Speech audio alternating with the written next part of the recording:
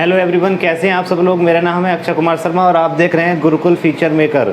तो एक बार फिर हम जुड़ेंगे पॉलिटी के सफ़र में।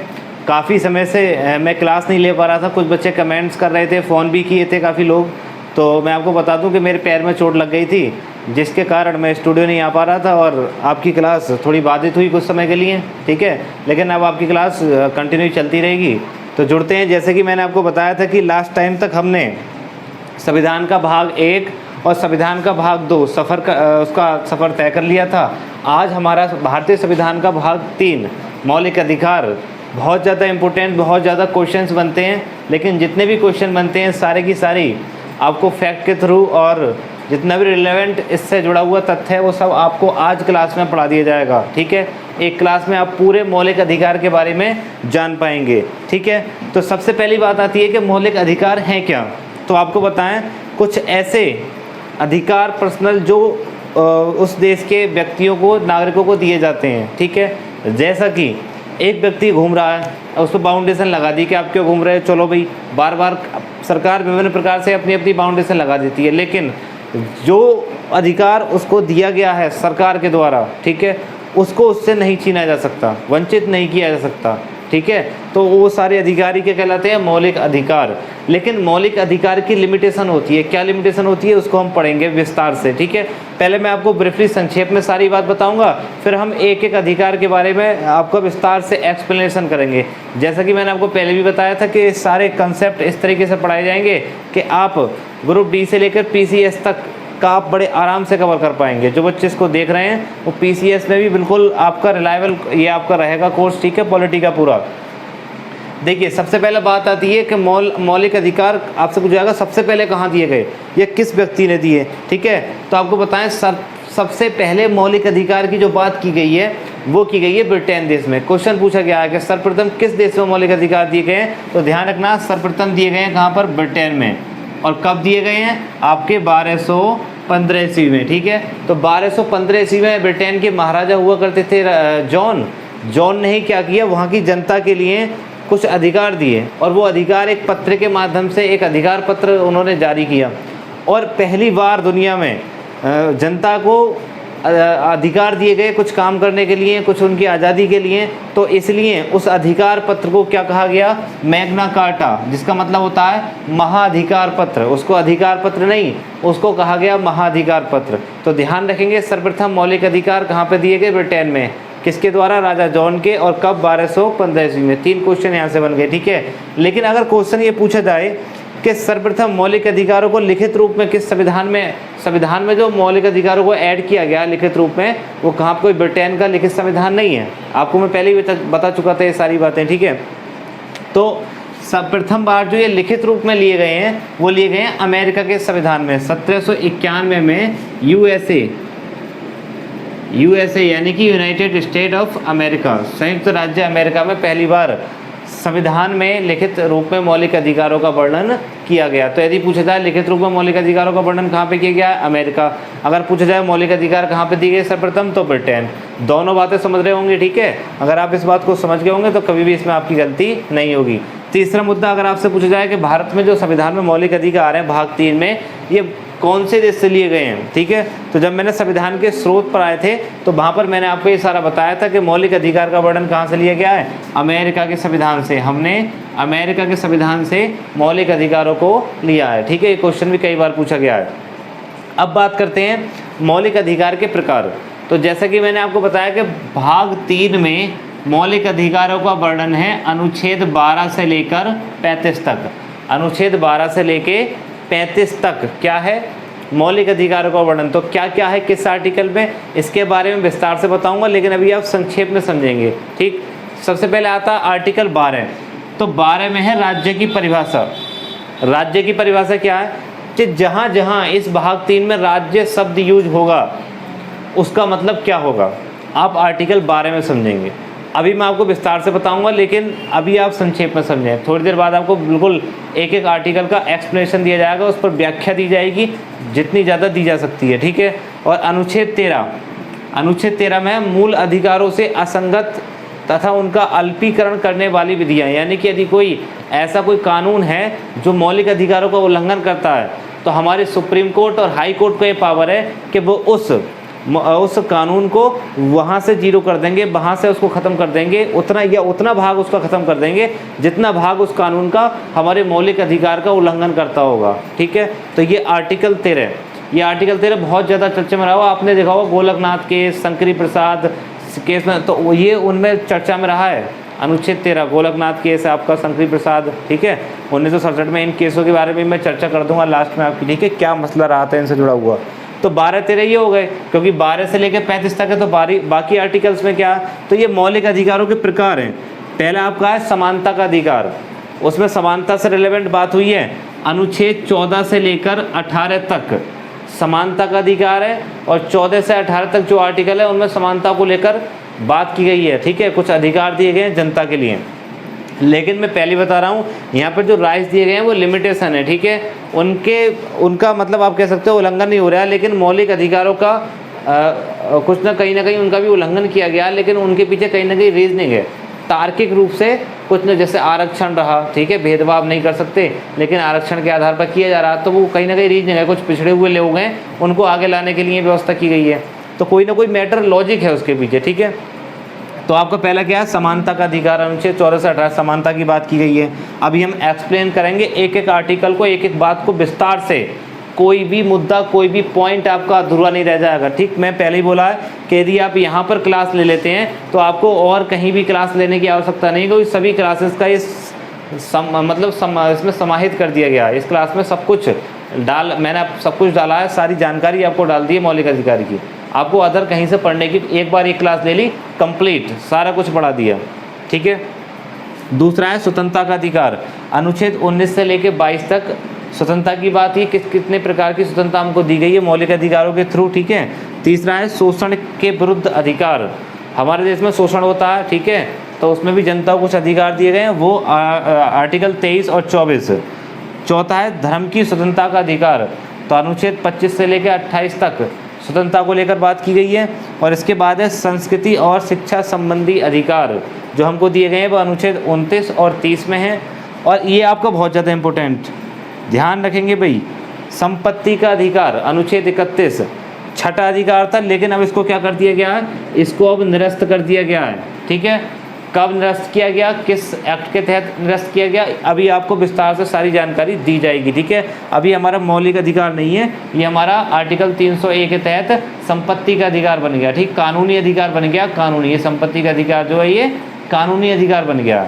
पहले ये क्या था, मौलिक अधिकार। ठीक है, क्या अंतर है कानूनी अधिकार में और मौलिक अधिकार में। ठीक है, मौलिक अधिकार के रिट जारी की थी, कानूनी अधिकार के रिट जारी नहीं करता सुप्रीम कोर्ट, ठीक है, या हाई कोर्ट।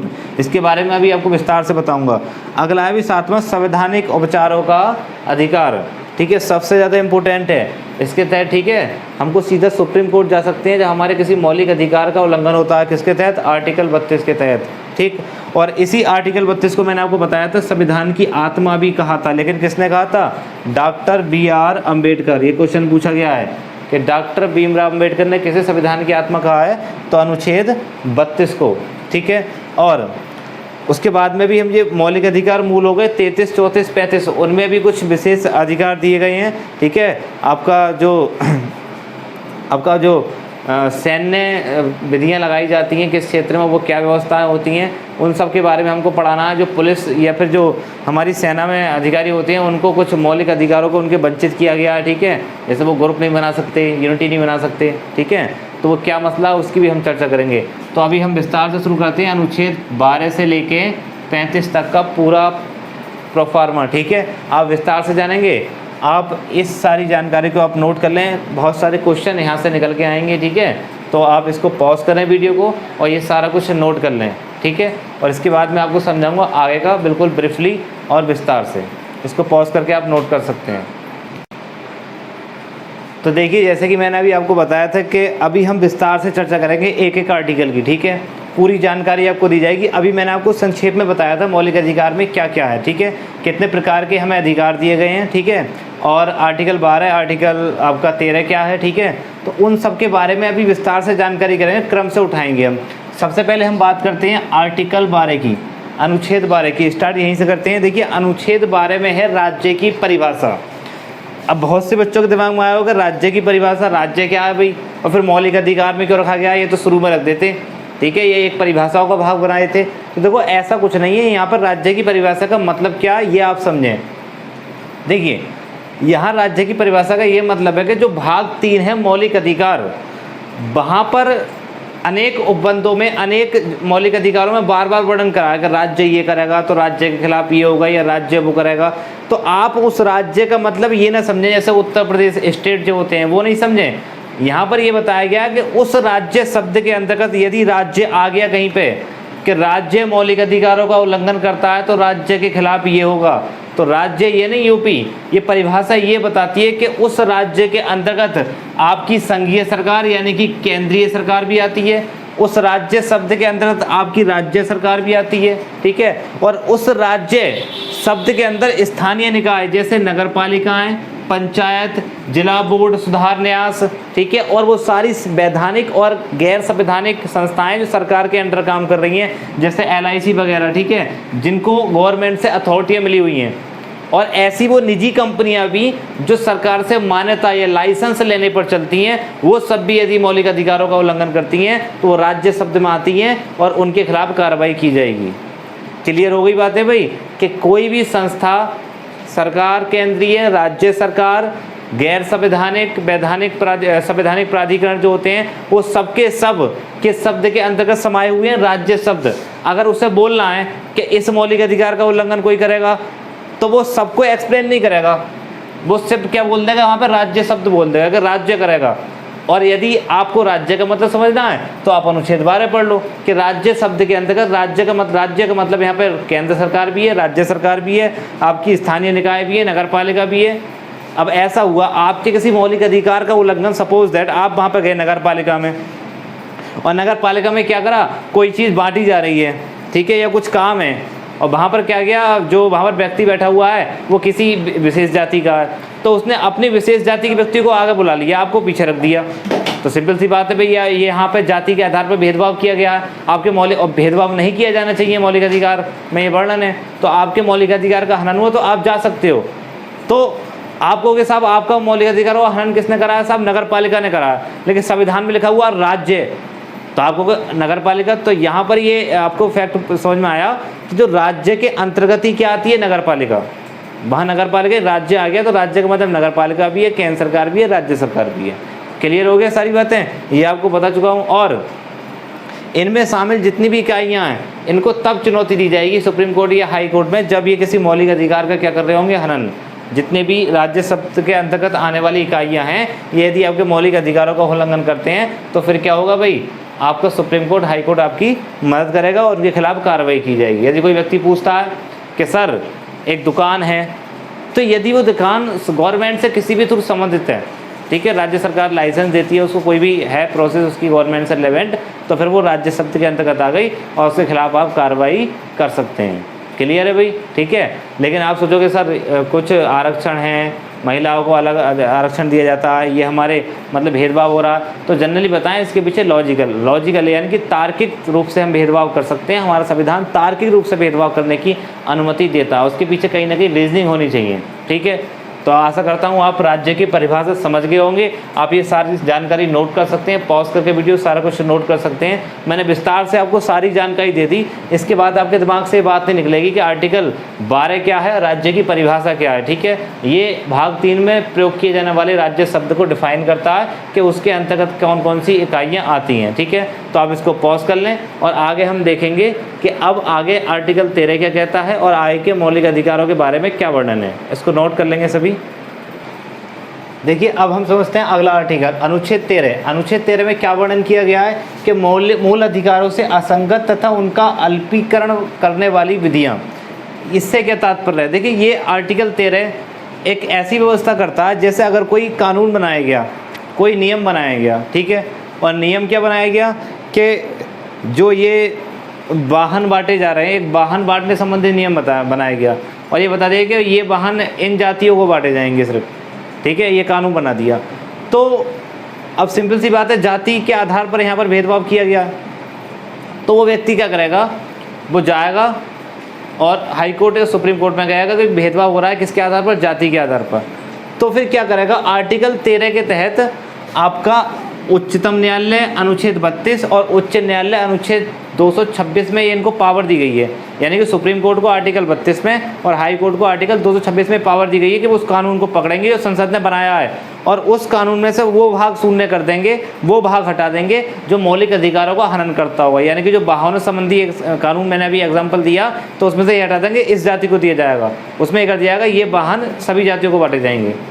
चाहे वो आप गरीबों को दे सकते हैं, वो व्यवस्था अलग है, ठीक है, लेकिन आप उसमें किसी एक विशेष जाति को व्यवस्था नहीं दे सकते, ठीक है। ये मौलिक अधिकारों का हनन होता है। तो आशा करता हूँ आप समझ गए होंगे कि कोई भी ऐसा कानून जिसका जो भाग मौलिक अधिकारों का हनन करेगा तो हाई कोर्ट और सुप्रीम कोर्ट के पावर है आर्टिकल 13 के तहत कि वो क्या करेंगे, अपनी आर्टिकल 32 और 226 के तहत क्या करेंगे, उस भाग को शून्य कर देंगे, उस भाग को हटा देंगे, ठीक है। तो आर्टिकल 13 मूल अधिकारों से जो असंगत या मूल अधिकारों का उल्लंघन करने वाली जो बातें होंगी वो क्या कर दी जाएंगी, शून्य कर दी जाएंगी कानूनों में, ठीक है, अधिनियमों में। तो आशा करता हूँ सारी बात आप समझ गए होंगे, ठीक है। इस बात को मैंने एक्सप्लेन किया, आप इसको पॉज करके अच्छी प्रकार से नोट कर सकते हैं।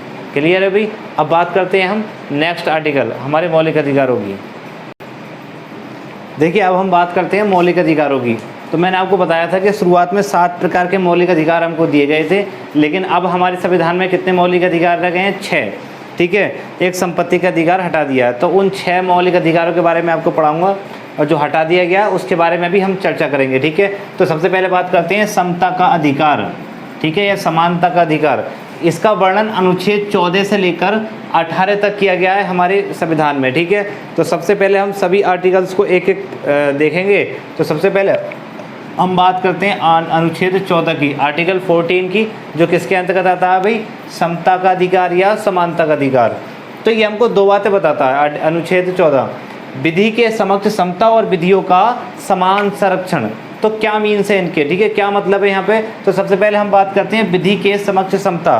तो ये क्या कहता है कि विधि के समक्ष समता यानी किसी विधियाँ जो हैं सभी के लिए क्या है, समान है, उनके सामने सभी एक समान है। ऐसा नहीं कोई व्यक्ति विशेष आ गया उस पर कानून लागू नहीं होता, ठीक है। सब पर समान रूप से कानून लागू होगा और कानून के सामने सही व्यक्ति क्या होंगे, समान। अगर कानून बनाया गया है हेलमेट का तो चाहे कोई व्यक्ति हो वो 500 रुपये का जुर्माना देगा यदि वो हेलमेट नहीं लगाता है, ठीक है। दूसरी अभिव्यक्ति इसमें दी गई है, दूसरी जो बात कही गई है वो क्या है, विधियों का समान संरक्षण यानी कानूनों का समान संरक्षण। यानी कि जो कानून है वो सभी व्यक्तियों को समान सुरक्षा प्रदान करेंगे। ऐसा नहीं है भाई ये व्यक्ति इस कास्ट का है इसको छोड़ो, इसके लिए कानून नहीं बनाई है, बाकी सबको कानून सुरक्षा प्रदान कर रहा है या बाकी सबके लिए कानून क्या कर रहा है, विशेष प्रावधान कर रहा है। ऐसा कुछ नहीं है। कानून का मतलब देखो यहाँ पर दिया गया है, दूसरी अभिव्यक्ति कानूनों का समान संरक्षण, जो कि पहले अभिव्यक्ति का एक आधार है, निर्देश देता है कि भारत क्षेत्र के भीतर सभी लोगों को समान सुरक्षा प्रदान की जाएगी पक्षपात और भेदभाव के बिना। यह कहा गया है कि कानूनों का समान संरक्षण समान कानूनों के गारंटी की क्या है, प्रतिज्ञा। यह आपको समानता का एक अधिकार है जो आपको समानता दिलाता है कानूनों से संबंधित, ठीक है। तो आशा करता हूँ आप ये अनुच्छेद आप समझ गए होंगे, अनुच्छेद 14 सॉरी, ठीक है। अब आगे हम बात करेंगे आर्टिकल 15 की, लेकिन आपको मैं बता दूं कि कुछ जैसे आर्टिकल 361 में राष्ट्रपति और राज्यपाल को कुछ विशेष अधिकार होते हैं। तो आपको के साहब राष्ट्रपति जा रहा है, राष्ट्रपति को पकड़ा नहीं गया, राष्ट्रपति की गाड़ी पे नंबर प्लेट नहीं है, ठीक है, या राष्ट्रपति को गिरफ्तार नहीं किया जा रहा, तो वो उनको विशेष अधिकार दिए गए हैं। और मैंने आपको बताया उसके पीछे तार्किक है क्योंकि वो हमारे यहाँ के सम्राट हैं, उनको कुछ विशेष अधिकार हैं। लॉजिकली या तार्किक रूप से ये भेदभाव किया गया है कि उनके लिए उन पर कुछ कानून लागू नहीं होते, उनके लिए कुछ कानून की व्यवस्था नहीं होती, ठीक है। तो वो हमारे राष्ट्रपति हैं इसलिए वो तार्किक रूप से ये भेदभाव किया गया, बाकी सबके लिए क्या कानून समान। तो ये प्रावधान हमारे किस आर्टिकल में है, आर्टिकल 14 में। आशा करता हूँ आपको ये बिल्कुल समझ में आया होगा। अब हम बात करते हैं नेक्स्ट आर्टिकल की, आर्टिकल 15। इसको पॉज करके आप नोट कर लें। देखिए समानता के अधिकार में मैंने जो वर्णन किया था आर्टिकल 14 से 18 तक, तो उसी के तहत अब हम बात करते हैं आगे के आर्टिकल, आर्टिकल 15 और आर्टिकल 16। बहुत ज़्यादा इंपॉर्टेंट है आर्टिकल 15, ठीक है। आए दिन इस पर विवाद होता रहता है और परिचर्चाएं होती रहती हैं अनुच्छेद 15 पर। तो क्या है अनुच्छेद 15, आज समझते हैं विस्तार से। देखिए जो अनुच्छेद 15 इसमें कहा गया है, धर्म, मूलवंश, लिंग और जाति, जन्मस्थान के आधार पर विभेद यानी कि भेदभाव पर क्या होगा, प्रतिषेध होगा, भेदभाव नहीं किया जाएगा। क्लियर है, ये कौन कहता है, आर्टिकल 15, ठीक। लेकिन आपने देखा होगा, आप लोग कुछ कह रहे होंगे सर जाति के आधार पर भेदभाव किया जाता है, एक 50% वाला बच्चा सिलेक्शन हो गया, 80% वाला बच्चा सिलेक्शन नहीं ले पाया। क्या आरक्षण जो इसका अपवाद नहीं है या आरक्षण भेदभाव करता है? तो मैं आपको बताऊं, आरक्षण के पीछे तार्किक है। मैंने क्या बताया, रीजनिंग है उसके पीछे। तार्किक आधार पर हम भेदभाव कर सकते हैं। देखिए, आरक्षण जाति के आधार पर इसलिए दिया जाता है, कुछ जातियाँ ऐसी हैं जो पिछड़ गई हैं, ठीक है, और उनको यदि आगे लाना है तो उनको कुछ ना कुछ रिजर्वेशन देना पड़ेगा, वरना वो हमेशा पिछड़ी हुई रहेंगी। ये सोचकर हमारे संविधान में व्यवस्था की गई कि आरक्षण जाति के आधार पर, ठीक है, दिया जाएगा उन जातियों को जो पिछड़ी हुई हैं, ठीक है, जो अभी डेवलप नहीं कर पाई हैं ठीक प्रकार से। लिंग के आधार पर आप सभी जानते हैं, पुरुषों की भांति महिलाओं की योग्य क्षमता जो होती है, मैं ये नहीं कह रहा हूँ वो क्षमता बेकार, लेकिन उनकी कार्य क्षमता थोड़ी पुरुषों से क्या होती है, कम होती है, तो उनको आगे लाया जाए। और फिर कार्य क्षमता की बात अलग है, उन पर बाउंडेशन ज़्यादा होती हैं, तो उनको आगे लाने के लिए, उनकी हेल्प करने के लिए ही लिंग के आधार पर भी क्या दिया जाता है, आरक्षण। तो इसके पीछे रीजनिंग है कि वो पिछड़ ना जाएँ, इसलिए उनको आगे लाने के लिए, ठीक है। तो वैसे धर्म, मूल, वंश, लिंग और जाति के जन्म स्थान के आधार पर भेदभाव का आपका प्रतिषेध है, भेदभाव नहीं किया जाएगा, लेकिन कुछ कंडीशन में हम भेदभाव कर सकते हैं, लेकिन उसके पीछे क्या है, रीजनिंग है, उसके पीछे तार्किक आधार है, ठीक है। सेकंड हम बात करते हैं आर्टिकल 16 की। आर्टिकल 15 आशा करता हूँ आपके समझ में आया होगा। आर्टिकल 16 क्या है? देखिए, लोक नियोजन के विषय में अफसर की क्षमता। लोक नियोजन मतलब जो सरकारी नौकरियों में आप कर्मचारी आप लगाए जाते हैं, आप सीधा सिंपल भाषा में कहता हूँ, जो गवर्नमेंट जॉब है उनमें सभी के लिए क्या है, समान अवसर दिए जाएंगे। ऐसा नहीं है कि वैकेंसी इस कास्ट के लिए निकाल दी, ये वैकेंसी सिर्फ इस धर्म के लिए निकाल दी, नहीं, सभी के लिए होगी वो, ठीक है। उसमें सभी प्रतिभाग करेंगे, सभी को अवसरों की क्या दी जाएगी, समानता दी जाएगी, ठीक। और आगे, अर्थात राज्य के अधीन किसी पद पर नियोजन या नियुक्ति से संबंधित विषयों में सभी नागरिकों के लिए अवसर की क्या होगी, समानता होगी, बिल्कुल समान सभी को दिया जाएगा नौकरी, और सभी को प्रोसेस समान दी जाएंगी। सबको एग्ज़ाम पास करना होगा, सबको इंटरव्यू फेस करना होगा, और उसके बाद मेरिट बनेगी, तब सभी सिलेक्शन लेंगे। लेकिन कभी कभी इसका बात यह है कि संसद किसी विशेष रोजगार के लिए निवास की शर्त आरोपित कर सकती है। जैसे उनको लगता है कि उत्तर प्रदेश में बहुत ज़्यादा बेरोजगारी है और यहाँ की जो बौद्धिक क्षमता वो भी कम है, तो अदर स्टेट के सब नौकरी ले जाएंगे आकर के, तो वो क्या करेंगे, यहाँ की नौकरी यहाँ के राज्यों के लिए रिजर्व कर देगी, और अदर राज्यों के लिए 5% 10% कोटा रखेगी, बाकी निवास की शर्त लगा सकती है कि इस नौकरी को आपको पाने के लिए उत्तर प्रदेश का होना जरूरी है। क्लियर? और दूसरी, राज्य की नियुक्ति में आरक्षण, ठीक है, अब उसमें आरक्षण लगा सकती है। नियुक्ति निकली कि इतनी एससी के लिए, इतनी एसटी के लिए, इतनी ओबीसी के लिए, तो आप ये ना कहें कि अफसर की समानता का शोषण हो रहा है, तो ये अपवाद है, ठीक है। ये रीजन भेदभाव किया गया है, लेकिन ये किसके आधार पर, तार्किक आधार पर। इसके पीछे कारण है, ठीक है, कि किसी राज्य में बेरोजगार ना हो जाए ज़्यादा, कोई बहुत ज़्यादा बेरोजगार है, नौकरी कम है, तो उसी राज्य के ज़्यादा लगे, इसलिए निवास की शर्त आरोपित करना भी भेदभाव है, लेकिन ये इसके पीछे रीजनिंग है, क्योंकि उस राज्य में बेरोजगारी बहुत ज़्यादा है, ठीक है। यह राज्य नियुक्तियों के आधार पर आरक्षण की व्यवस्था करना, क्योंकि वो जातियाँ पिछड़ी हुई हैं, उनको आगे लाने के लिए हमने क्या करा, कुछ रिजर्वेशन की व्यवस्था कर दी, ठीक है। तो आशा करता हूँ आपको अनुच्छेद 16 और 15 दोनों ही समझ में आ गए होंगे। अभी हम आगे बात करेंगे अनुच्छेद 17 और 18 की, किसके तहत, समानता के अधिकार की। उसके बाद हम बात करेंगे स्वतंत्रता के अधिकार की। आप एक एक बात को नोट कर लें और समझ लें। यदि फिर भी आपको कोई बात समझ में नहीं आती है तो आप कमेंट सेक्शन में आकर उसको पूछ सकते हैं। अगर वो टॉपिक बाकायदा एक्सप्लेनेशन का हुआ तो मैं अगली वीडियो में उसको एक्सप्लेन कर दूंगा, और वरना आपको कमेंट सेक्शन में ही आपको जवाब दे दिया जाएगा, ठीक है। और आप पढ़ते रहें। आप जो अभी समय व्यवस्था चल रही है कोरोना की, इससे ज़्यादा हतोत्साहित ना हो। एक नई किरण निकलेगी, वैकेंसियाँ आएंगी और आपकी तैयारी होगी, तो आप वहाँ पर आप पहले रहेंगे लोगों से, ठीक है। जो उस समय तैयारी करेंगे उनसे आप पहले रहेंगे, ठीक है। तो मन लगन के साथ पढ़ते रहिए। जो मैं पॉलिटी पढ़ा रहा हूँ इससे बाहर आपको कोई भी क्वेश्चन नहीं जाएगा, ठीक है। सारे के सारे क्वेश्चन आपको सीधे क्लासेस से मिलेंगे। आगे आप इसको पॉज करके नोट कर सकते हैं। देखिए, हम बात करते हैं नेक्स्ट आर्टिकल की, अनुच्छेद 17, जिसमें डिस्कस किया हुआ है अस्पृश्यता का अंत। क्या ये सिस्टम है, ठीक है। देखिए, आपको बता दें पहले क्या हुआ करता था, जो ऊंचे तमगे के व्यक्ति होते थे, सर्वसंपन्न लोग हुआ करते थे, और जो निम्न तमगे के लोग हुआ करते थे, ठीक है, मजदूर वर्ग, उनके साथ छुआछूत का यानी भेदभाव किया जाता था। उनको अपने साथ नहीं बैठाया जाता था, ठीक है, उनसे मिलना जुलना नहीं होता था, उन्हें दूर रखा जाता था अपने आप से। तो ऐसी कुरीतियाँ हमारे समाज में भूतकाल में चलती थी। आजकल तो ऐसी कुरीतियाँ बहुत कम हो गई हैं। आप लोग भी जानते हैं कि अब ये छुआछूत वाला सिस्टम बहुत कम हो गया है, ठीक है। जैसे जैसे लोग शिक्षित हुए हैं तो इस चीज़ को लोगों ने समाप्त कर दिया। कुछ क्षेत्रों में ही कुछ क्षेत्रों में ही ये प्रोसेस आजकल रह गई है, लेकिन फिर भी इसके लिए हमारे संविधान में अनुच्छेद 17 में प्रावधान किया गया है अस्पृश्यता का अंत, इसको रोकने के लिए। ठीक है, ये आर्टिकल किसी भी प्रकार के इस प्रकार के भेदभाव के आचरण को क्या करता है, निषिद्ध करता है। ठीक, और इसके संबंध में एक एक्ट भी बनकर आया, नागरिक अधिकार सुरक्षा अधिनियम 1955 या जन अधिकार सुरक्षा अधिनियम 1955 के तहत क्या किया गया, इसको दंडनीय अपराध बना दिया गया। यानी कि यदि कोई व्यक्ति किसी के साथ छुआछूत या भेदभाव करता है इस प्रकार का और वो कंप्लेन कर दे, तो इसके लिए एक्ट प्रावधान कराता है कि 6 माह, आपको बता दें 6 माह की आपको जेल हो सकती है या फिर 500 रुपये का जुर्माना। ये किस एक्ट के तहत, नागरिक अधिकार सुरक्षा अधिनियम 1955 के तहत ये प्रावधान कर दिया गया। प्लस एक क्वेश्चन और पूछा गया, इसलिए मैंने इसको ऐड कर दिया है, MPPCS के प्री में पूछा गया था ये क्वेश्चन। ठीक है, और अच्छा क्वेश्चन है, ज्यादातर बच्चों ने ये क्वेश्चन गलत किया क्योंकि वहां पर ऑप्शन ऐसे दे रखे थे। क्या था देखो क्वेश्चन, वो पूछा गया था नागरिक अधिकार सुरक्षा अधिनियम 1955 की धारा 12 के तहत न्यायालय उपधारित कर सकता है कि अपराध घटित करने वाला कोई कृत्य अस्पृश्यता के आधार पर किया गया था यदि ऐसा अपराध अनुसूचित जाति के सदस्य के संबंध में किया गया हो। यानी कि यदि कोई भी अपराध है और वो SC जो शेड्यूल कास्ट होती है, अनुसूचित जाति व्यक्ति के खिलाफ कोई भी अपराध हुआ है, तो न्यायालय ये भी कह सकता है कि ये इसमें छुआछूत का मामला भी है यदि वो अपराध किसके विरुद्ध किया गया है, अनुसूचित जाति के व्यक्ति। तो ऑप्शन में पहला अनुसूचित जाति, दूसरा अनुसूचित जनजाति, तीसरा A और B दोनों, और D कोई भी नहीं, तो दोनों चुनकर आए थे। लेकिन आपको ध्यान रखें ये एक्ट सिर्फ किस जाति के बारे में, सिर्फ अनुसूचित जाति, ऑप्शन A वाला आपको टिक करना है। अनुसूचित जनजाति शेड्यूल्ड यानी कि ST शेड्यूल्ड ट्राइब को इसमें एक्सप्लेन नहीं किया है इस एक्ट ने, सिर्फ किसके बारे में चर्चा करी है, अनुसूचित जाति के बारे में चर्चा करी है।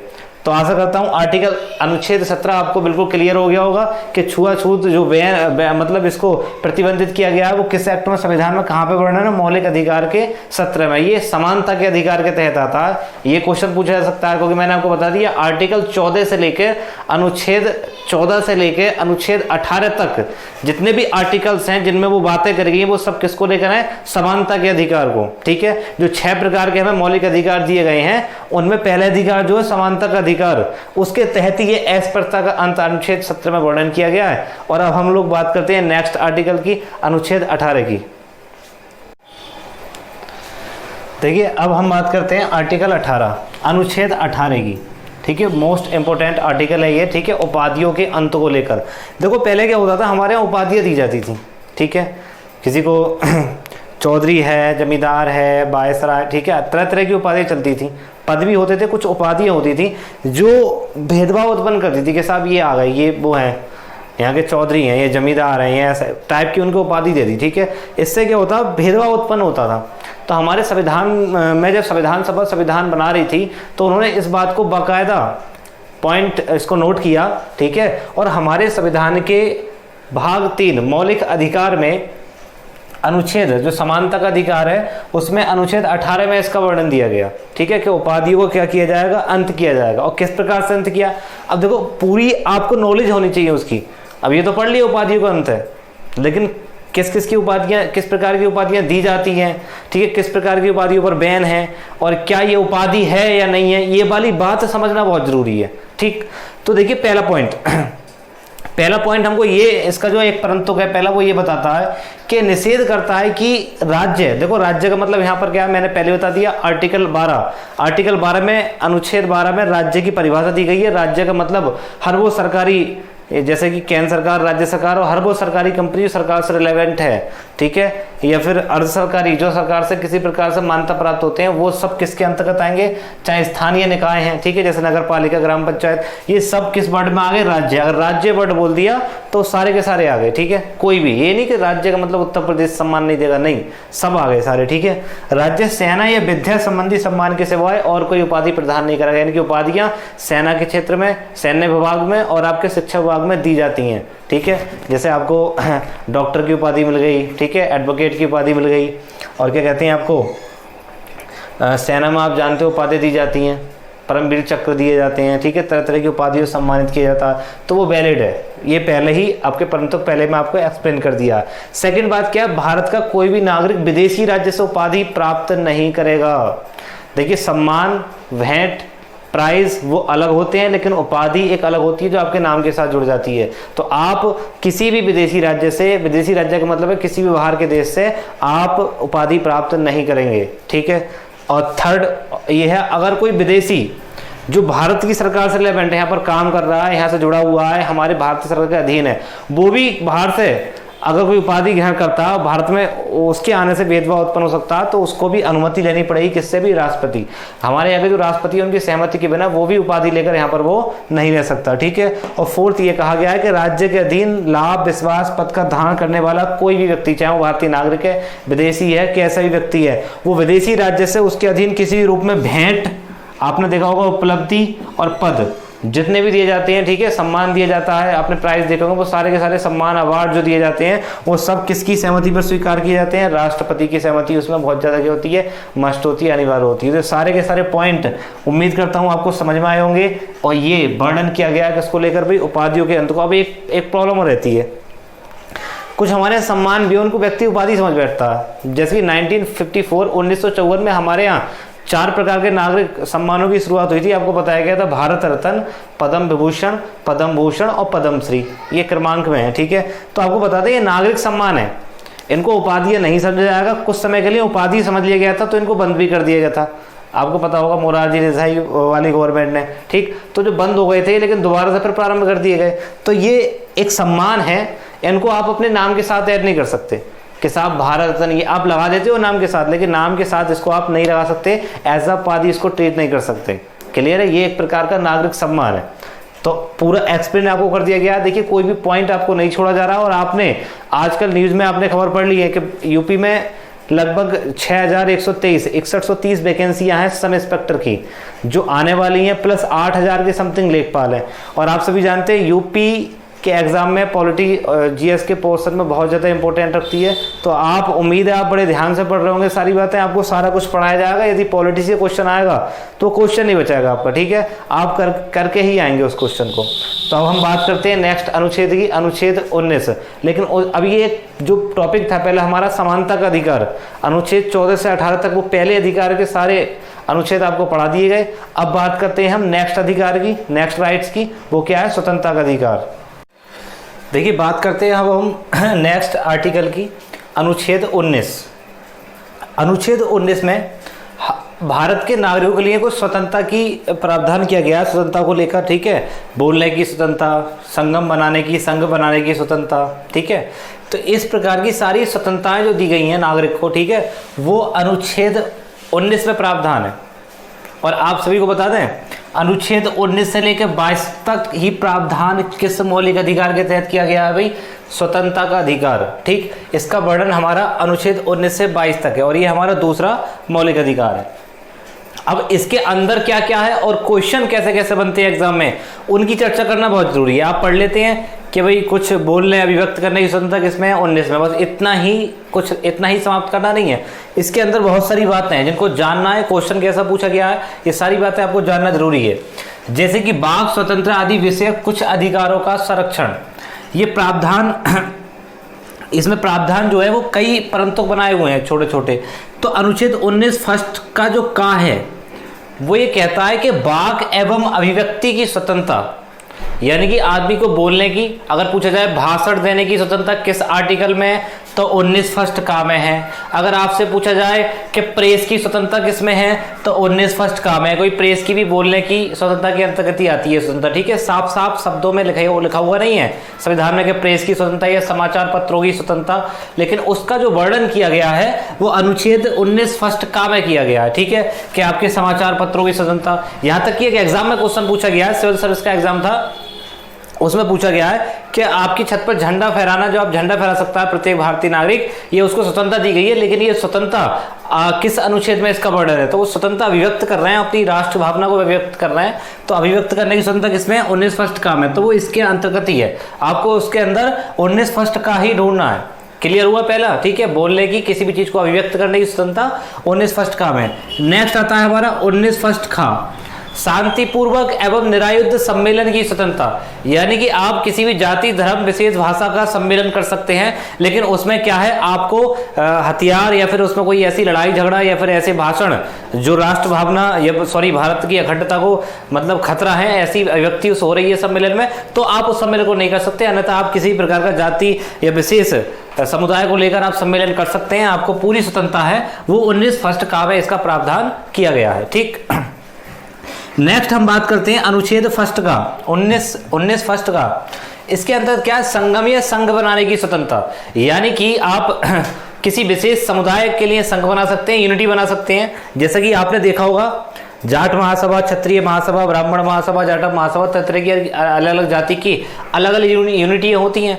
ठीक है, या फिर क्रांतिकारी संघ बना लिया कोई, या समाज सेवी संघ बना लिया, तो किसी भी प्रकार की यूनिटी आप बना सकते हैं, उसमें प्रावधान है 19 फर्स्ट का में। लेकिन हाँ, एक ऐसी यूनिटी आप नहीं बना सकते जिससे हमारी भारत की राष्ट्र की एकता, अखंडता और संप्रभुता को खतरा है। ऐसी यदि आप यूनिटी बनाते हैं, ठीक है, आतंकवादी स्वरूप यदि आप यूनिटी बनाते हैं, तो इस प्रकार नहीं बोले हमने तो संघ बना दिया, आतंकवादी संघ है, हम मारेंगे, ठीक है, रेपिस्ट को मारेंगे, सीधा मर्डर करेंगे उनका, तो इस प्रकार की आपको यूनिटी बनाने की स्वतंत्रता नहीं है। उसकी लिमिटेशन है, ठीक है, वो सीमित है स्वतंत्रता बनाने की, वो मैंने आपको एक्सप्लेन कर दिया। ठीक है, जिससे हमारे देश की राष्ट्र एकता, अखंडता या किसी संवैधानिक आर्टिकल या फिर आईपीसी किसी धारा का उल्लंघन नहीं होता। इस प्रकार का आप सम्मेलन या फिर संघ या यूनिटी आप बना सकते हैं। क्लियर है अभी?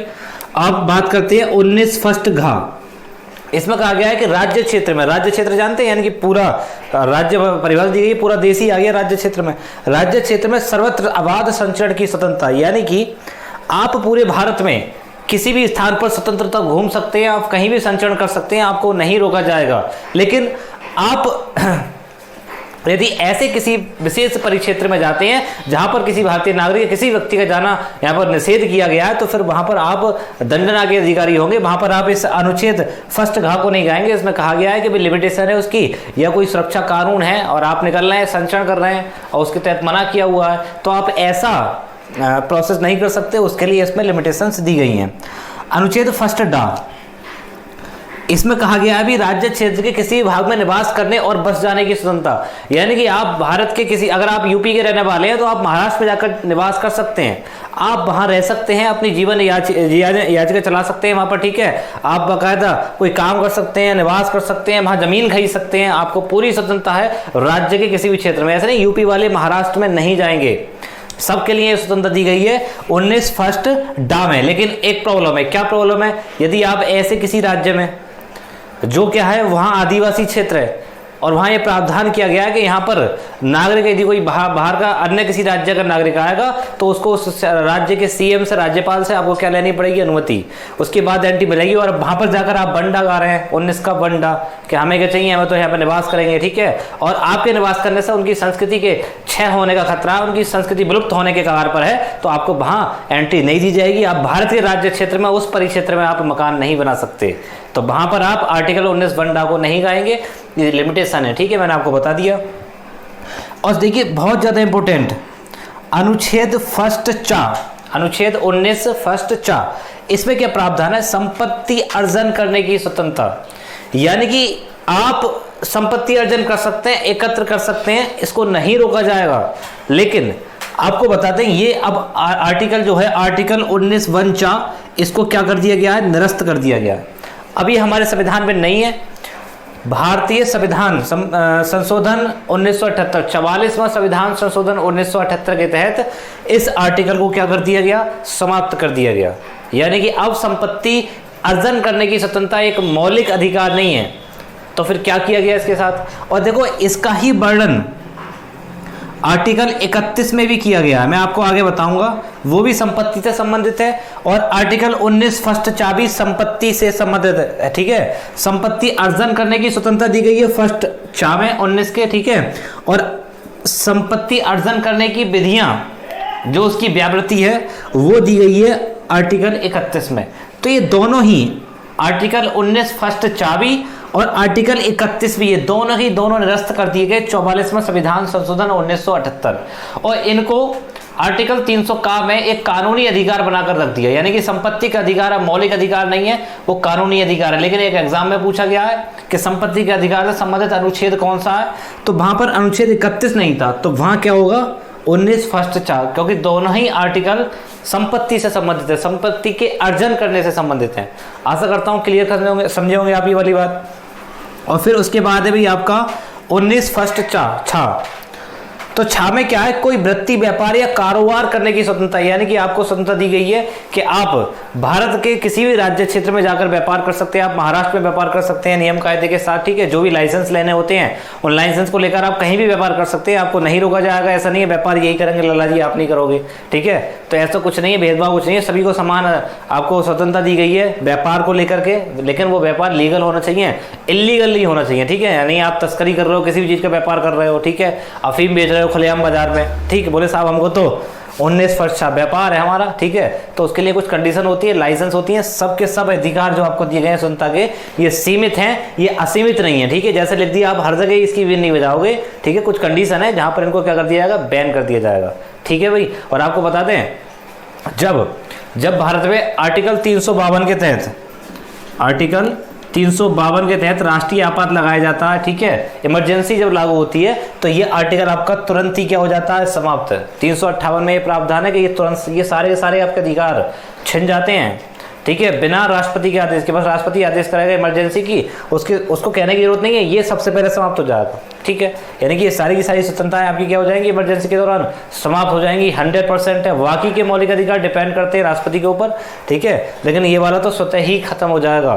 तो आशा करता हूँ ये आपको पूरा समझ में आया होगा। आप इसको पॉज करके नोट कर लें सारे आर्टिकल्स, ठीक है। अब बात करते हैं नेक्स्ट। देखिए अब हम लोग बात करते हैं अनुच्छेद 20 की।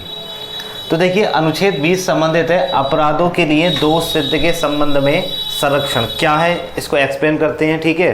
देखिए मुद्दा क्या है जैसे सपोज दैट कोई अपराधी है और वो अपराध कर देता है, मतलब इस आर्टिकल्स के तहत हमको किन किन मतलब अपराधी के लिए भी क्या क्या मौलिक अधिकार हैं, उसके राइट्स दिए गए हैं, उनके बारे में अनुच्छेद 20 में चर्चा की गई है। जैसे कि मैं आपको बता रहा था कि जैसे कोई अपराधी है और वो अभी कोई अपराध कर देता है और उस अपराध के लिए इस समय कोई भी एक दंड निर्धारित है, लेकिन वो उस पर मुकदमा चलता है और लंबे समय तक मुकदमा चलता है और इस दौरान उस अपराध के लिए दंड चेंज हो जाता है।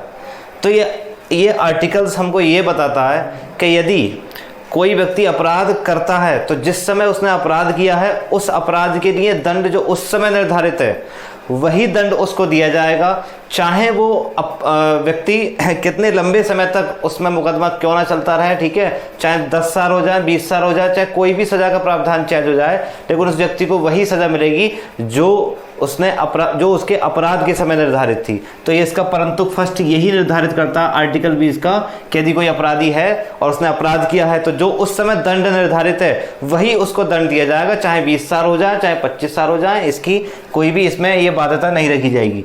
सेकंड परंतु इसका ये कहता है कि किसी व्यक्ति को एक अपराध के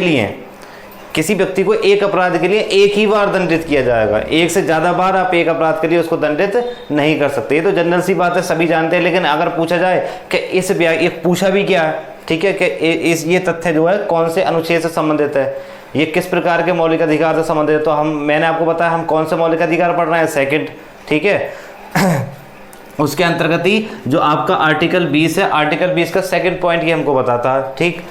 अब थर्ड पॉइंट क्या कहता है, थर्ड पॉइंट ये कहता है कि किसी अपराध के लिए अभियुक्त किसी व्यक्ति को स्वयं अपने विरुद्ध साक्षी होने के लिए बाध्य नहीं किया जाएगा। बहुत बढ़िया क्वेश्चन है, ठीक है, ऐसा ही एग्जाम में पूछे जाते हैं ऐसे क्वेश्चन।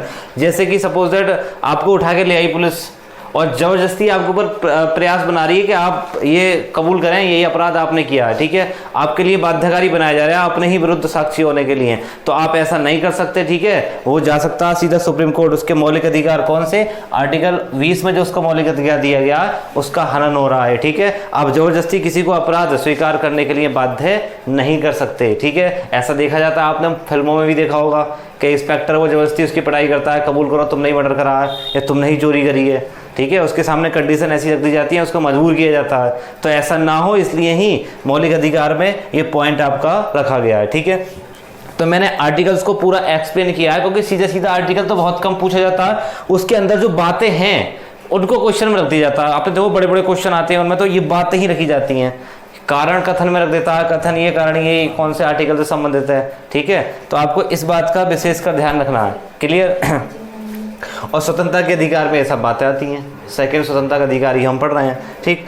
आपका नेक्स्ट है अनुच्छेद 21, बहुत इंपॉर्टेंट, ठीक है। आपको बताएं प्राण एवं दैहिक, दैहिक का मतलब शारीरिक स्वतंत्रता, प्राण एवं दैहिक स्वतंत्रता का संरक्षण किसके अंतर्गत, अनुच्छेद 21, ठीक है। जीने का अधिकार जो हमको मिला है वो किस अनुच्छेद के तहत ही है, प्राण, प्राण मतलब जीवन, जीवन का अधिकार अनुच्छेद 21 यानी कि आर्टिकल 21 में ही समाहित है। अब सबसे इंपॉर्टेंट राइट टू प्राइवेसी, निजता का अधिकार, बहुत चर्चा में रहता है, क्वेश्चन भी बहुत बनते हैं। तो आपको बताएं 24 अगस्त 2017 को सर्वोच्च न्यायालय की 9 सदस्यीय पीठ ने इसको क्या करा, भी निजता के अधिकार, राइट टू प्राइवेसी को एक मौलिक अधिकार, ठीक है, हमारा जो फंडामेंटल राइट्स हैं उनमें शामिल कर लिया गया है। लेकिन एक क्वेश्चन कई बार पूछा गया है कि निजता का अधिकार को किस आर्टिकल के तहत एक्सप्लेन किया गया है या फिर रखा गया है, तो अनुच्छेद 21 में ही वर्णन किया गया है किसको, भाई निजता के अधिकार को। लेकिन निजता का अधिकार क्या है, तो आपको देखो मैंने नीचे एक्सप्लेन किया है, आप इसको पॉज करके नोट कर लें कि निजता वह अधिकार है जो किसी व्यक्ति की स्वायत्तता और गरिमा की रक्षा के लिए जरूरी है।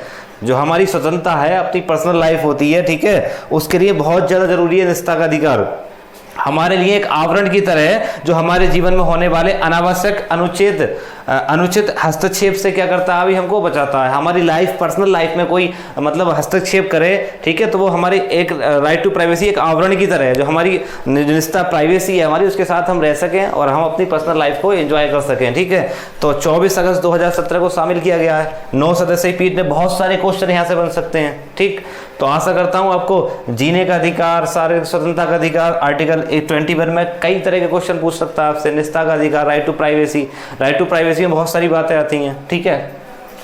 तो अनुच्छेद 20 अपराधों के लिए आप समझ गए, 3 पॉइंट है, मैंने एक्सप्लेन कर दिए, क्योंकि सिर्फ इससे ही क्वेश्चन नहीं, जो इसके अंदर पॉइंट है उनसे भी क्वेश्चन बनते हैं, क्योंकि हम कंप्लीट तैयारी कर रहे हैं। मैंने आपको पहले ही बताया, ये आपको जो पॉलिटी पढ़ाई जा रही है वो आप पीसीएस प्री बड़े आराम से आप इसके अंदर से क्वेश्चन मिल पाएंगे आपको, इससे बाहर क्वेश्चन नहीं जाने वाला, चाहे पीसीएस प्री हो, चाहे आपका यूपीएसआई हो, या कोई भी group C group B level का एग्जाम, बड़े आराम से आप मतलब कोई पॉइंट नहीं छोड़ा जाएगा और बाकायदा एक्सप्लेन किया जाएगा।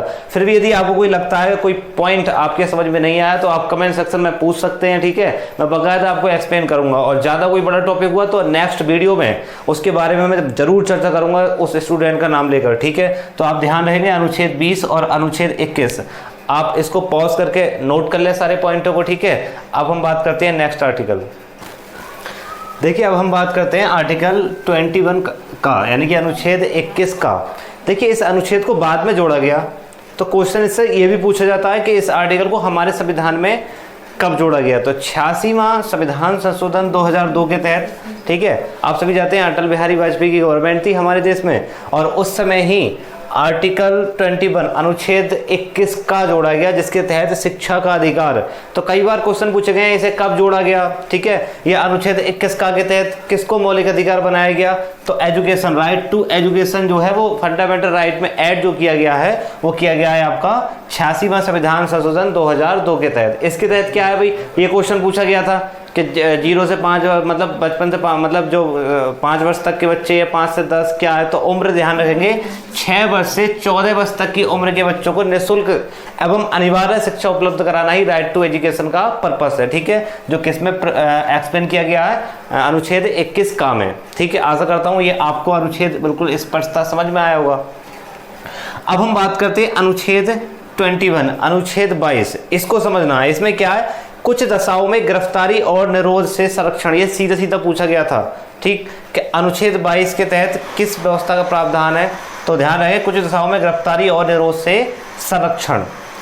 अब ये क्या मुद्दा है देखिए ये हमको बताता है कि पुलिस डाउट के आधार पर 24 घंटे के लिए अरेस्ट कर सकती है, 24 घंटे से ज़्यादा अरेस्ट नहीं कर सकती। लेकिन प्रॉब्लम क्रिएट हो गई पुलिस को भी। पुलिस ने कहा साहब कि 24 घंटे में हम कैसे प्रूव करते हैं, हमारे पास समय कम है, हम कैसे प्रूव करते हैं ये अपराधी है नहीं है, 24 घंटे बहुत कम समय है, क्या करा जाए। तब क्या करा गया, संसद ने एक कानून बनाया जिसको कहा जाता है निवारक निरोध कानून। कि जब देश में ऐसी व्यवस्था चल रही हो, घुसपैठिए घुस गए हो, आतंकवादी व्यवस्था चरम सीमा पर आ जाए, ठीक है, कंडीशन खराब हो, तो उस स्थिति में संसद निवारक निरोध कानून बना सकती है, और जिसके तहत मैक्सिमम किसी व्यक्ति को डाउट के आधार पर 3 महीने तक गिरफ्तार किया जा सकता है। अब आतंकवादी 24 घंटे में क्या उगल देगा वो कौन है क्या है, और 24 घंटे से ज्यादा उसको अरेस्ट नहीं कर सकते। तो जबकि ऐसी क्रिटिकल केस बन जाते हैं आतंकवादी टाइप के, तो फिर हम निवारक निरोध कानून बनाती है संसद, और इसके तहत 3 माह तक हम उसको अपने पास रख सकते हैं और जांच पड़ताल कर सकते हैं कि उसने क्या किया है, क्या सारा जानकारी है। एग्जाम्पल के रूप में आतंकवाद निवारण अधिनियम 2002, ठीक है, यहाँ पर इस समय आतंक घुसपैठियों की बहुत ज्यादा भरमार हो गई थी, तो फिर ये निवारक निरोध कानून संसद लेकर आई और इसके तहत 3 माह तक अरेस्ट किया जा सकता था, ठीक है, डाउट के आधार पर अरेस्ट किया गया। लेकिन जब ये व्यवस्था कम हो गई तो 2004 में स्पोटा नाम के, ठीक है, आतंकवादी निवारण अधिनियम 2002 को क्या कर दिया गया, समाप्त कर दिया गया। क्लियर है भाई, ठीक। तो आशा करता हूं आपको अनुच्छेद 22 और अनुच्छेद 21 का समझ में आए होंगे, ठीक है। तो हमने 2 मौलिक अधिकारों का अध्ययन कर लिया, पहला समानता का अधिकार और दूसरा स्वतंत्रता का अधिकार। हम एक एक विषय, एक एक अनुच्छेद के एक एक विषय पर चर्चा कर रहे हैं, जिससे कि क्वेश्चन कहीं से भी बने हमें पूरी नॉलेज होनी चाहिए, ठीक है। और आपको क्या करें, इस क्लास को बार बार रिवाइज करके देख लें। अगर आपको कन्फ्यूजन है और फिर भी कन्फ्यूजन है कोई किसी भी चीज़ में, तो आप मुझको क्या है कमेंट सेक्शन में जाकर पूछ सकते हैं, ठीक है। आपको बाकायदा उसका रिप्लाई मिलेगा, और यदि कोई ज़्यादा डाउट दिया तो अगली क्लास में उसको एक्सप्लेन कर दूंगा, ठीक है। तो आप इसको पॉज करके नोट कर सकते हैं। अब हम नेक्स्ट आर्टिकल की बात करते हैं। देखिए, अब हम बात करते हैं तीसरा हमारा मौलिक अधिकार, शोषण के विरुद्ध अधिकार, ठीक है, जिसमें हम आर्टिकल 23 एंड 24 यानी कि अनुच्छेद 23 और अनुच्छेद 24 की हम चर्चा करेंगे। 2 अनुच्छेद हैं, ठीक है। आपसे पूछा जाएगा कि कौन कौन से अनुच्छेद शोषण के विरुद्ध, जो फंडामेंटल राइट्स है, मौलिक अधिकार है, उसके तहत आते हैं, तो वो आपको 23 और 24। तीसरा हमारा मौलिक अधिकार है शोषण के विरुद्ध अधिकार, जिसके अंतर्गत हम अनुच्छेद 23 और 24 को अध्ययन करते हैं, ठीक है। डिटेल में मैं आपको बताऊंगा इनके बारे में। तो देखिए, सबसे पहले क्वेश्चन यही बनता है कि जो मौलिक अधिकार है शोषण के विरुद्ध, उसके अंतर्गत आने वाले अनुच्छेद कौन कौन से हैं, तो अनुच्छेद 23 और अनुच्छेद 24। अब देखिए, जो पहला आर्टिकल है, इसका पहला अनुच्छेद है 23-23, वो क्या कहता है। अनुच्छेद 23 कहता है मानव दुर्व्यवहार बेगार बलाश्रम का प्रतिषेध, यानी कि जो खरीद फरोख्त हुआ करती थी, पहले आपने देखा होगा दास प्रथा खरीद लिया करते थे मजदूरों को पूरे लाइफ टाइम के लिए, ठीक है, कि 20,000 रुपये में खरीद लिया उसको, महिला को पुरुष को जिंदगी भर उससे काम करा रहे हैं, उसका शोषण हो रहा है, ठीक है। या फिर बलाश्रम, किसी से करवा लिया काम, उसको मजदूरी पूरी नहीं दे रहे हैं, ठीक है, फ्री में किसी से काम करा लेना ताकत के बल पर, ठीक है। तो ये भी एक प्रकार का क्या है, शोषण है, ठीक। और ये किस प्रकार का शोषण है भाई, मानव के साथ मानव दुर्व्यवहार, खरीद फरोख्त, बेगारी, फ्री फंड में किसी से काम कराना, ठीक है, दबाव में किसी के उसका शोषण करना, तो ये सब आर्टिकल 23 के तहत आते हैं, ठीक है। तो इस प्रकार की व्यवस्था पर क्या करता है 23 प्रतिषेध करता है, रोक लगाता है शोषण के विरुद्ध अधिकार का आर्टिकल 23, ठीक है। आशा करता हूँ आपको समझ में आया होगा। अब बात करते हैं अनुच्छेद 24। अनुच्छेद 24 ये कहता है कि ये बहुत बार क्वेश्चन पूछा गया है, ठीक है, कारखानों आदि में बालकों के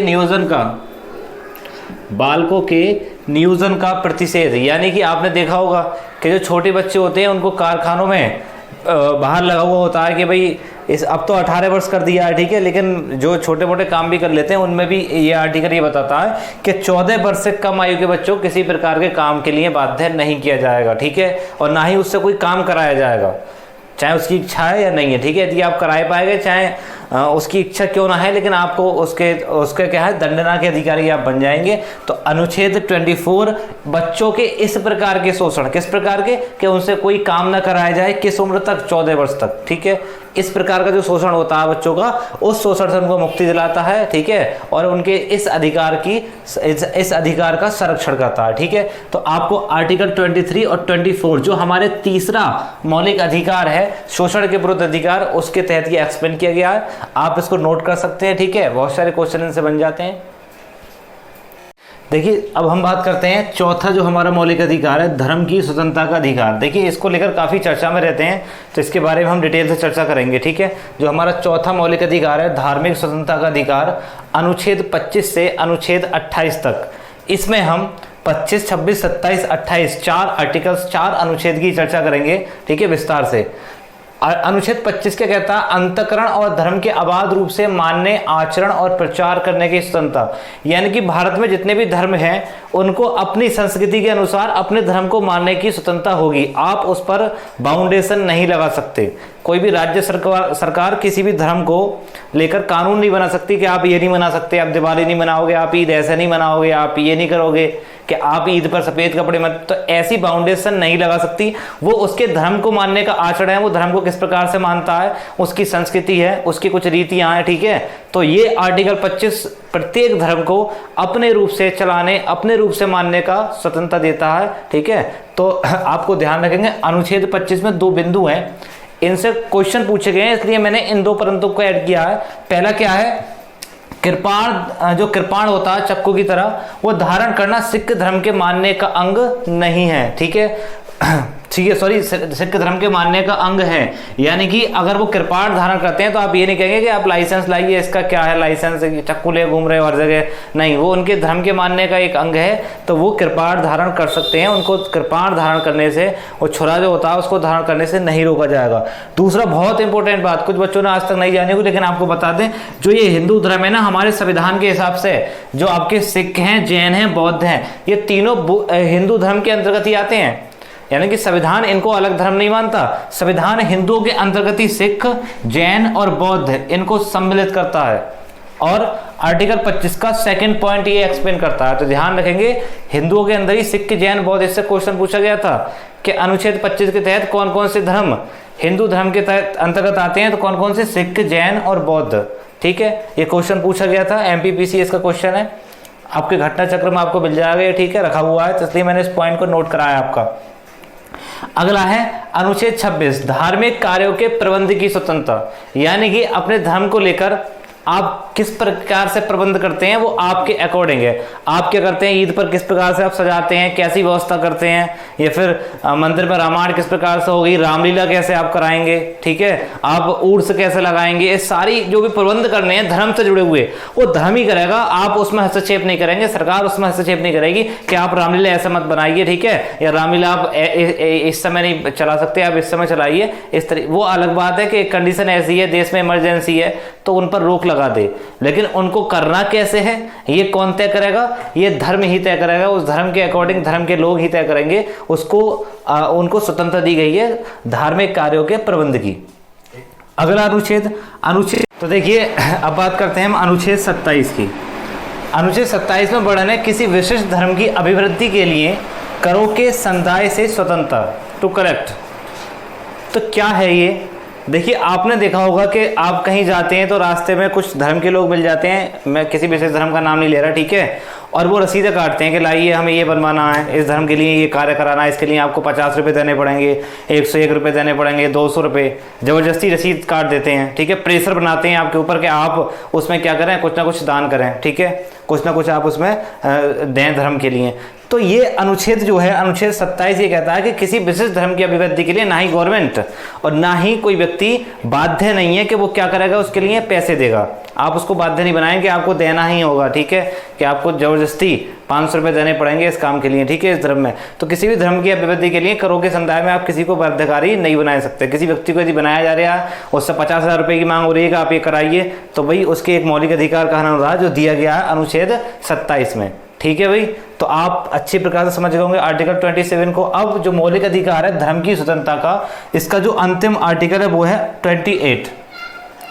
आर्टिकल 28 कहता है कुछ शिक्षा संस्थानों में धार्मिक शिक्षा उपासना में उपस्थित होने के बारे में स्वतंत्रता, ठीक है। जैसे किसी कोई कॉलेज है, उसमें कुछ धार्मिक प्रवृत्ति के कार्य होते हैं और आप उसमें पढ़ रहे हैं, और उसमें आप उस प्रोग्राम में शामिल होना नहीं चाहते क्योंकि वो किसी अदर धर्म का है, आप किसी अदर धर्म के हैं, तो आपको बाध्य नहीं किया जाएगा, नहीं आप उस उपासना में, उस प्रकार की शिक्षा में आप शामिल होइए। तो ऐसा नहीं, क्योंकि मैं आपको बता दूं कि किसी भी संस्थान में, शिक्षा संस्थान में धर्म या जाति के आधार पर प्रवेश नहीं रोका जा सकता।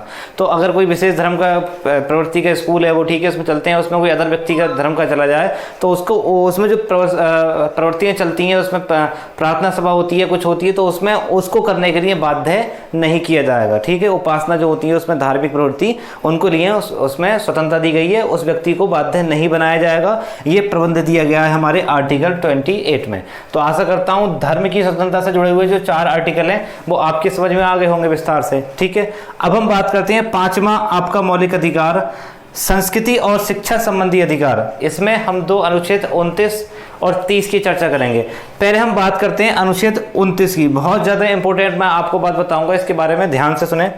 अनुच्छेद 29 ये बताता है कि अल्पसंख्यक वर्गों के हितों का संरक्षण।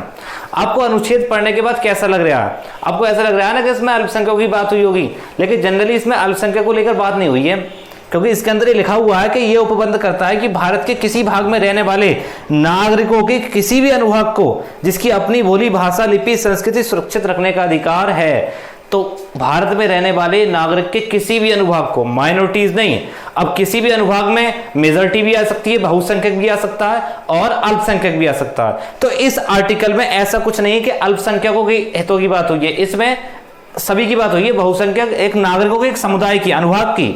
ठीक है, और अनुभाग वो मेजॉरिटी का भी हो सकता है और माइनॉरिटीज का भी हो सकता है। क्लियर हुई बात? ठीक, वो अपनी बोली, भाषा, लिपि, संस्कृति को सुरक्षित रख सकता है। ठीक है, उसके संदर्भ में कुछ कार्य कर सकता है, उसके लिए उसको नहीं रोका जाएगा। ठीक है, और इसमें एक पॉइंट और है, आप ध्यान रखें कि कोई भी संस्थान है, शिक्षा संस्थान है, शिक्षा संस्थान में धर्म, जाति, ध्यान रखेंगे, धर्म, जाति और भाषा के आधार पर आप प्रवेश नहीं रोक सकते।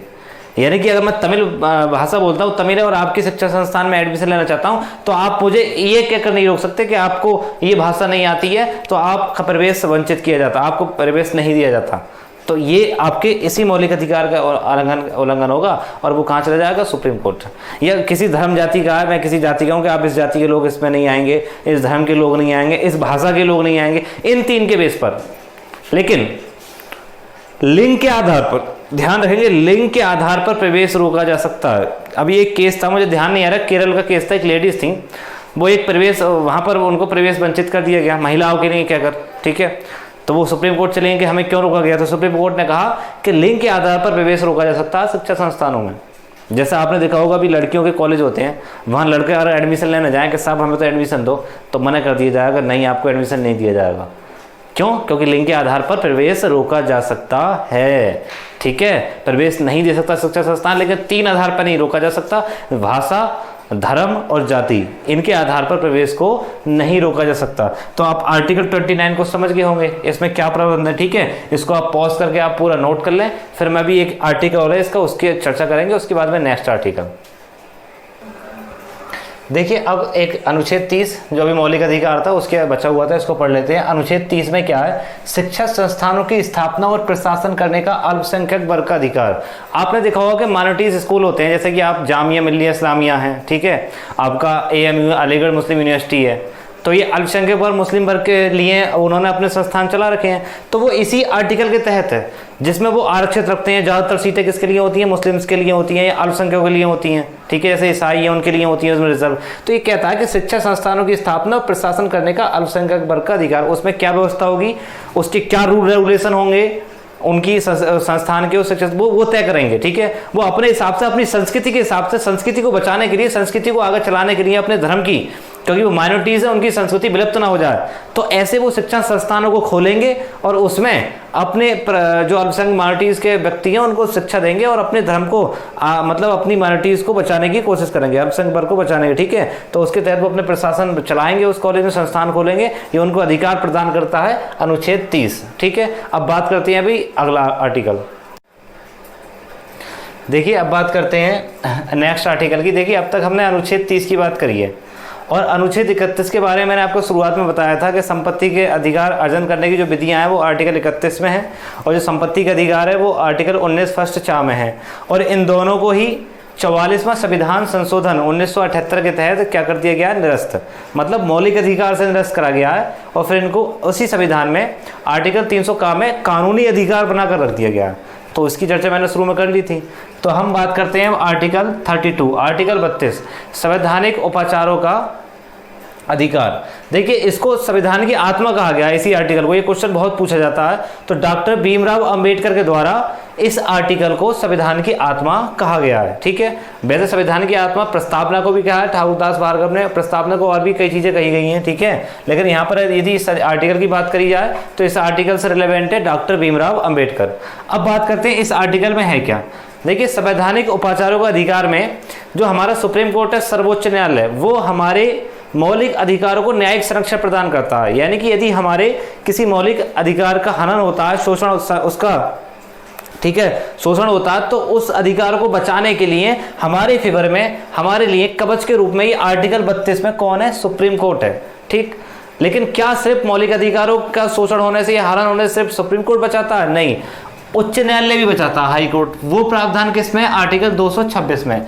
उसको मैं आपको जब पढ़ाऊंगा, जब हम हाई कोर्ट की चर्चा करेंगे और राज्य वाला भाग हम पढ़ रहे होंगे, राज्य की जो न्यायिक व्यवस्था है उसमें उच्च न्यायालय, हाई कोर्ट का डिस्कशन करेंगे, तो वहां पर आर्टिकल 226 की चर्चा विस्तार से की जाएगी। फिलहाल आर्टिकल 32, आर्टिकल 32 जो जुड़ा हुआ है सुप्रीम कोर्ट से। अब क्या है, देखिए उच्चतम न्यायालय 5 प्रकार के विशेष आदेश जारी करता है। जब मौलिक अधिकारों का हनन होता है तो उसके संदर्भ में उच्चतम न्यायालय 5 प्रकार के विशेष आदेश जारी करता है, जिन आदेश को हम प्रादेश या फिर क्या बोलते हैं, रिट। आपने नाम सुना होगा, रिट जारी करता है। ठीक है, 5 प्रकार की रिट जारी करता है। तो वही 5 प्रकार की रिट की हम चर्चा करेंगे। ठीक है, तो पहली वाली जो रिट आती है वो होती है बंदी प्रत्यक्षीकरण, जिसको बोला जाता है हैवियस कॉर्पस। इंग्लिश में इसलिए बताया क्योंकि इंग्लिश में सीधा पूछा गया था, पीसीएस में हैवियस कॉर्पस ही रख दिया था, हिंदी में लिखा हुआ था, तो इसके मीन्स भी पता होना चाहिए आपको। ठीक है, हैवियस कॉर्पस यानी कि बंदी प्रत्यक्षीकरण। तो इसके द्वारा क्या होता है, यदि किसी व्यक्ति को गिरफ्तार कर लिया गया है और आपको कोई व्यक्ति, आप उसको छुड़ाना चाहते हैं, या ये गिरफ्तारी के क्या कारण है आपको नहीं पता, गलत तरीके से भी गिरफ्तार कर लिया, कुछ मतलब बंदी बनाकर रखा हुआ है एक विशेष रूप से, तो ऐसे व्यक्ति को आप क्या करोगे। और सिंपल सी बात है, हमें स्वतंत्र रहने की आजाद, आपको कई फंडामेंटल राइट्स हैं, जैसे आर्टिकल 22 है, आर्टिकल 22 है, गिरफ्तारी से संबंधित है। ठीक है, उसमें आपको स्वतंत्रता दी गई है कि आपको 24 घंटे से ज़्यादा गिरफ्तार नहीं कर सकते संदेह के आधार पर। ठीक है, और आपको गिरफ्तार किया हुआ कारण, तो आप क्या करोगे, वो सुप्रीम कोर्ट चले जाओगे और सुप्रीम कोर्ट उसको अध्ययन करेगा, और सुप्रीम कोर्ट को लगता है कि ये व्यक्ति गिरफ्तार गलत तरीके से किया गया, तो उसको क्या कर देगा, स्वतंत्र करने का आदेश जारी करेगा, रिट जारी करेगा, जिसको क्या बोला जाता है भाई, बंदी प्रत्यक्षीकरण। तो एक प्रकार का ये आदेश है जो कई मौलिक अधिकारों के हनन होने पर उनको स्वतंत्रता संबंधित मतलब आदेश जारी करता है कौन, सुप्रीम कोर्ट। नेक्स्ट क्या है अभी हमारा, परमादेश मैंडामस। इसको देखो समझेंगे किस प्रकार से, क्या है मैंडामस, क्या है परमादेश। जैसे सपोज दैट आपका मौलिक अधिकार कोई हनन हो गया, तो सबसे पहले आप अगर कोई आपको मारता है, पीटता है, तो ऐसा नहीं है आप सीधे सुप्रीम कोर्ट चले जाते हैं। जनरल सी बात है, व्यक्ति कहाँ जाता है, अपने कोतवाली चौकी थाने यहीं पे जाता है। आप थानेदार के पास पहुंचते हैं, कोतवाल के पास पहुंचते हैं और वहां पर बोलते हैं कि मेरे साथ ऐसा हुआ है, मेरे साथ भेदभाव हुआ है, ये हुआ है। ठीक है, लेकिन वो क्या कर देता है, वो इग्नोर कर देता है, वो आपकी FIR, ठीक है, फर्स्ट इन्फॉर्मेशन रिपोर्ट जो होती है वो दर्ज नहीं करता है, आपकी मना कर देता है और आपको वहाँ से भगा देता है। ठीक है, क्योंकि जिस व्यक्ति के आप खिलाफ गए हो वो काफ़ी पावरफुल, उस क्षेत्र में काफ़ी पावरफुल व्यक्ति है। ठीक है, और उसके साए में रहता है, वो भी कह सकते हैं। ठीक है, तो आप फिर उससे उच्च अधिकारी पे गए तो वहाँ भी आपको नहीं मिला। ठीक है, तो जितने भी पदाधिकारी हैं उनके वजह से, उनके ठीक प्रकार कार्य ना करने की वजह से आपके मौलिक अधिकारों का क्या हो रहा है, हनन हो रहा है। तो ऐसी स्थिति में सुप्रीम कोर्ट एक आदेश जारी करता है, रिट जारी करता है कि उनको क्या करा जाएगा, उनको दंडित किया जाएगा जो आपके मौलिक अधिकारों के हनन में आप उन्होंने भागीदारी निभाली। ठीक है, हनन होने दिया आपको सुरक्षा प्रदान नहीं की। तो ये आदेश तब जारी किया जाता है जब न्यायालय को लगता है कि कोई सार्वजनिक पदाधिकारी, ठीक है, अपने कानूनी और संवैधानिक दायित्वों का पालन नहीं कर रहा है। ठीक है, आप गए और आपकी बात नहीं मानी जा रही है, आप कोई कार्य नहीं कर रहा, उसके वजह से आपके किसी मौलिक अधिकार क्या हो रहा है, हनन हो रहा है, शोषण हो रहा है। तो इस कंडीशन में ये मैंडामस परमादेश, ये आदेश जारी करता है कौन, सुप्रीम कोर्ट। तो 2 की बात कर ली, अब 3 और हम बात करते हैं, इसको आप पॉज करके आप नोट कर सकते हैं। करते हैं बाकी की 3 जो रिट हैं, बाकी के 3 जो आदेश हैं वो क्या है। एक है भाई प्रतिषेध, प्रोहिबिशन। इसका मीन्स क्या होता है, देखिए जब कोई निचली अदालत, जहां आपका कोई मुकदमा चल रहा है, कोई केस चल रहा है, ठीक है, और वो अपने कोई अधिकार क्षेत्र से बाहर की बात जो उसके अधिकार में नहीं है और उस प्रकार का कोई फैसला दे देती है, तो अतिक्रमण करती है अपने अधिकार क्षेत्र का, तो ऐसी कंडीशन में क्या करता है, जो ऊपर की अदालत है उसे ऐसा करने से रोकने के लिए क्या करती है, एक आदेश जारी करती है। उसी आदेश को हम क्या करते हैं, कहते हैं प्रतिषेध, ठीक है, प्रोहिबिशन कहते हैं। जैसे अगर उसके अधिकार में नहीं है वो काम करना, वो काम उसने वो फैसला सुना दिया, अपने अधिकार क्षेत्र से आगे की बात कर दी, अतिक्रमण करा उसका, ठीक है, और जिससे किसी के मौलिक अधिकार का हनन हो रहा है, ठीक है, उसमें कंडीशन बहुत सही लग रही है उस केस में। तो ऐसे केस में क्या करेगा, जो ऊपर की अदालत है उसको क्या करेगी, सुप्रीम कोर्ट है उसको क्या करेगी, रोक देगी, ऐसा करने से क्या करेगी, रोकेगी। अगला क्या है, उत्प्रेषण, ठीक है, सर्टियरी जिसको बोलते हैं। तो क्या है उत्प्रेषण का मतलब, जैसे मैं अगर किसी अदालत में मेरा मुकदमा चल रहा है और जो मैं जिसके खिलाफ मैंने मुकदमा दायर किया है वो और जो जज है उनके बीच में अच्छे रिलेशन है, वो रिश्तेदार हैं, ठीक है। अब सिंपल सी बात है, मुझे लगता है कि यदि मैं कुछ भी कह लूँ ये उसका रिश्तेदार है, ये केस का जो आदेश देगा उसके फेवर में देगा, ऐसा मुझको लगता है, ठीक है। तो ऐसी कंडीशन में मैं क्या करूँगा भाई, कि भाई मांग करूंगा सुप्रीम कोर्ट से कि मुझे भाई केस दूसरे न्यायालय में क्या करा जाए, इससे अपर न्यायालय में, ऊपर न्यायालय में, किसी दूसरे न्यायालय में इसको स्थानांतरित किया जाए। तो ऐसी कंडीशन में जब कोई निचली अदालत या सरकारी अधिकारी बिना अधिकार के कोई कार्य करता है, बिना अधिकार के कोई, यहाँ निकलेंगे, कार्य करता है, तो न्यायालय उसके समक्ष विचाराधीन मामले को उससे ऊपर की अदालत है ये अधिकारी को हस्तांतरित कर देता है। और इसी को हम किस नाम से जानते हैं, पोस्टमार्टम। ये पूछा गया था कि किस रिट को पोस्टमार्टम के नाम से जाना जाता है, वो कौन सी है भाई, उत्प्रेषण, ठीक है, तो समझ गए होंगे। और ये कुछ विशेष है अधिकार परीक्षा, क्यों विशेष है इसके बारे में भी मैं लास्ट में बताऊंगा, पहले इसके बारे में पढ़ लेते हैं। देखिए अधिकार विचक्षण क्वारंटो, ये क्या है, जब न्यायालय को लगता है कि कोई व्यक्ति ऐसे पद पर नियुक्त हो गया जिस पर उसका कोई कानूनी हक नहीं है, तब न्यायालय अधिकार परीक्षा आदेश के द्वारा उसे पद पर कार्य करने से रोक देता है। जैसे हुआ क्या, एक व्यक्ति था, कांस्टेबल था कहीं का, और वो उसको निकाल दिया गया। अब उसने क्या करा, उस कांस्टेबल ने वर्दी ले ली SHO की, इंस्पेक्टर की, 3 स्टार लगाकर, और एक हाईवे पर खड़ा हो गया और वहां पर जो ट्रक चलते हैं उनको रोककर उनसे क्या करने लगा, अवैध वसूली करने लगा। एक व्यक्ति उसको रोज देख रहा था कि रोज ट्रक को रोकता है, उनसे अवैध वसूली करता है। तो उसने जाकर पूछा कि आप बताइए आप इस पद पर कैसे हैं और कहाँ, कौन से थाने से हैं। तो उसने बताया कि मैं उस थाने से हूँ। वो व्यक्ति मुड़ा बाइक से उस थाने में पहुंचा और पूछा कि इस व्यक्ति नाम का कोई थानेदार है, कोई इंस्पेक्टर है। तो उन्होंने कहा कि सब इंस्पेक्टर साहब तो अंदर बैठे हैं।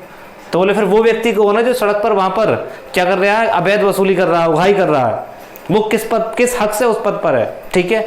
तो उसके खिलाफ वो गलत पद तरीके से उस पद पर था, उसको जाकर देखा, पकड़ लेते हैं और उसको पकड़ा जाता है। तो ये अधिकार परीक्षा जो है, ये सबसे पहली बात है। इसमें आपको बाकी जो चारों रेट हैं, जो व्यक्ति मांग करता है, रेट आदेश की मांग करता है कोर्ट से, सुप्रीम कोर्ट से, तो उसमें उसका कोई ना कोई पर्सनल मैटर होता है। लेकिन ये अकेली रेट है जिसमें आपको कोई पर्सनल मैटर नहीं है, फिर भी आप इसकी क्या कर सकते हो, मांग कर सकते हो। आप पूछ सकते हो किसी कि आप किस पद पर, बताओ कहाँ से आई नियुक्ति आपकी। सुप्रीम कोर्ट पूछ सकता है आपसे कि आप किस पद पर हो, तभी तो आपको दिखाना पड़ता है। जैसे आपकी सिलेक्शन हुआ अभी SI में, तो बाकायदा प्रोन्नति बोर्ड आपको ज्वाइनिंग लेटर देगा, तमाम आपके फॉर्म होंगे, तो वो प्रूफ होते हैं कि देखो हमें ऐसे परीक्षा दी थी, ऐसा चयन हुआ था, इस प्रकार से हम इस पद पर हैं, ऐसे थोड़ी ना आ गए हैं। तो आपसे पूछ सकता है, और आप गलत पाए जाते हैं तो इस अधिकार परीक्षा आदेश के द्वारा आपको पद से क्या कर दिया जाएगा, हटाया जाएगा। क्यों? क्योंकि आप बहुत से मौलिक अधिकारों क्या कर देंगे, इस पद पर रहते हुए उल्लंघन कर देंगे।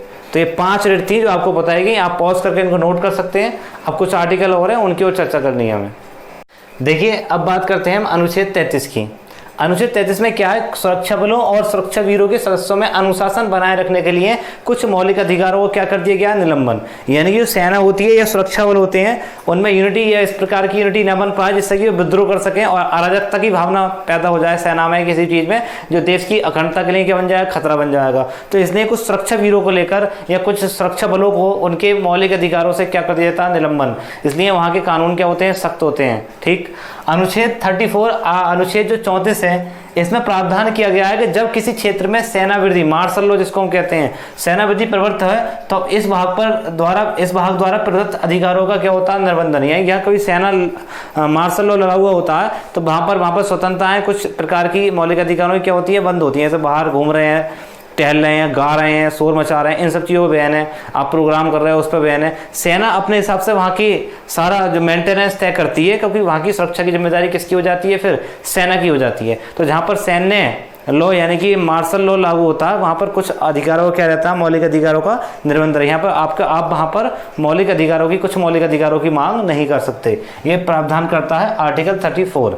उसके बाद में हम लास्ट पढ़ते हैं आर्टिकल 35। अनुच्छेद 35 क्या कहता है?